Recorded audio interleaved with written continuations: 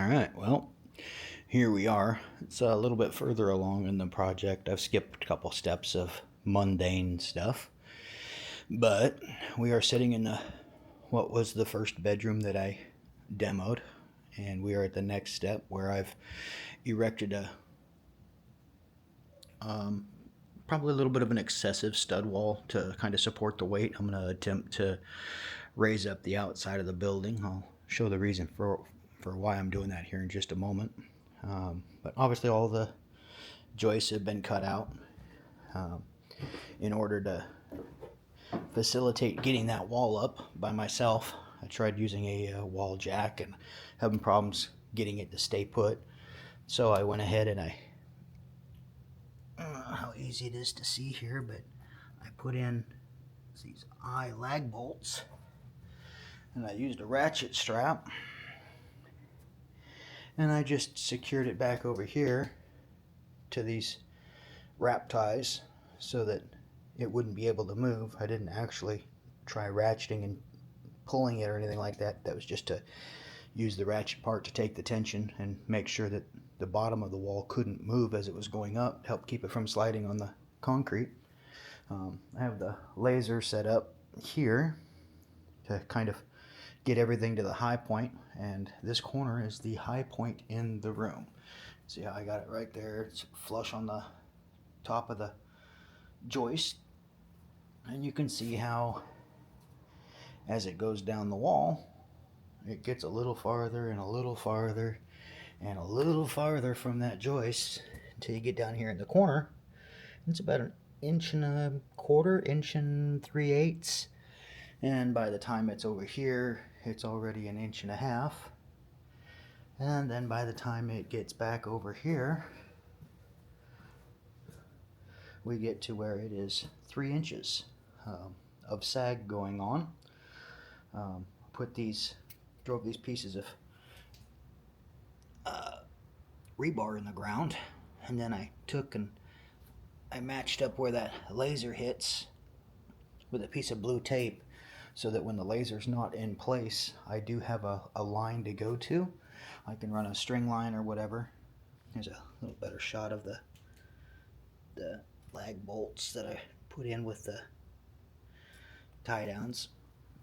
But anyway, that'll give me a line on the rebar, and I can run a string line from one piece of rebar to the other if I want to have an actual line, but it gives me a reference point so that when I'm pouring the concrete footings and doing the CMU block and everything, I have my measurements on my depth and how far I need to go, because obviously that has all got to be replaced, which means that these here, which if I walk around to the side here and give a better shot from the side, get a little bit better idea of just how far those previous piers are leaning out. So those have to come out, and new ones that are actually vertical are going to have to go back in, and then we'll figure out the appropriate way to secure those so that they can't also tilt out like that. There's rainwater coming in here when we get really heavy rains from the high side of the property, which is up over that way. It's running underneath the house, and it actually pools right here under where I'm standing. So some of this dirt is so soft that, when I drove the rebar in, one hit sent the rebar down in 8-10 inches into the ground. It's just super soft. So there's going to be some figuring out there, but this is where we're at. Basically I have this all 4x6. I put these corner brackets in, then I secured a 2x4 right above that, so it would take an excessive amount of jacking up on that 4x6 to not only shear the screws out of the 4x6, but it would have to somehow push through, break off, tear loose, something, those 2x4s, and I kind of wanted them to go all the way up to the top, but they're a little bit short, so they're just secured in multiple places up the side. That gives it basically like a jacking bracket. And then I did the same thing here. I actually got tired of having the wall fight me, so I just went down to Harbor Freight. No, this is not sponsored, but Harbor Freight, you can feel free to donate tools to me if you want. This is one of their Badland winches. This was an absolute awesome tool to use for this job. I didn't even bolt it to it there. It's just got 2 ratchet straps holding it in place. It comes up. Now, I did not do this with those. I just tied those up after I was all done getting the excess ratchet strap length up off the ground.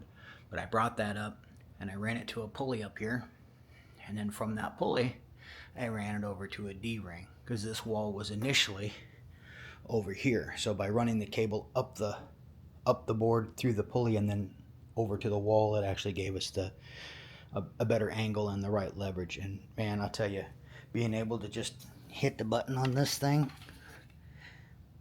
and raise it up, that was so nice. Instead of jacking and jacking and jacking and then having the leg slip and slide and trying to get another board in place or put some kind of a bracket in place to hold it, or like, that was absolutely an excellent choice. So now I need to do some jacking, and I also need to show here, like, part of this. This is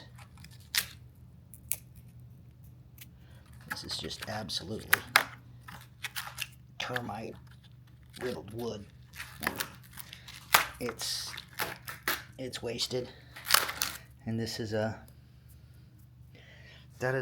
bracing beam spanning half the distance in between, well, crossing halfway to between the center beam and the what would have been the rim joist or the exterior structural beam, I guess. Yeah, it's seen better days, so that'll have to be through this process. That's another one of those things that's just going to have to be replaced. But we're kind of expecting that. So now I need to basically go up and see if jacking up on the ceiling that far from the wall, which I tried to give myself just enough room to work on the other side of it, is going to work, or if the ceiling's just going to give way. So I really, really hope this works. Did my own little bracket up here just to keep the wall from being able to fall side to side. Whole bunch of absolutely nothing special, just 2 2x4s T-nailed together, and they come down so that they're basically just barely touching the 4x6 that's the uppermost structural beam up there. I wanted something that could actually support the weight over a 5.5 foot span in between.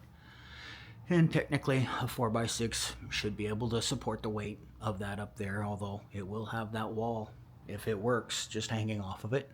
We're gonna see how this goes, but that should keep it between the weight on the beam. That should keep it from falling over. At this point, my only concern is any kind of rocking or pivoting on the bottom when I'm jacking up on it. So just using these 20-ton bottle jacks. I have 3 of them. 2 of the 3 seem to work pretty good. This is the first time they've ever been used. Just took them out of the box. And this one, so far, barely even lifts its ram up. So I'm not sure how much use I'm going to get out of that one. But the idea is to jack this up, get it just a little bit higher than where I have to have it, and then put some type of boards or blocking underneath the posts and set it back on there so that I have just enough clearance to be able to squeeze stuff in, so we can replace that outside beam, pull out all that CMU block, and put new piers in. So that's where we are. That's the explanation of what I've done, and hopefully it makes sense and I don't get myself in a whole bunch of ouch. So off to the next part of the project. Thanks for coming along.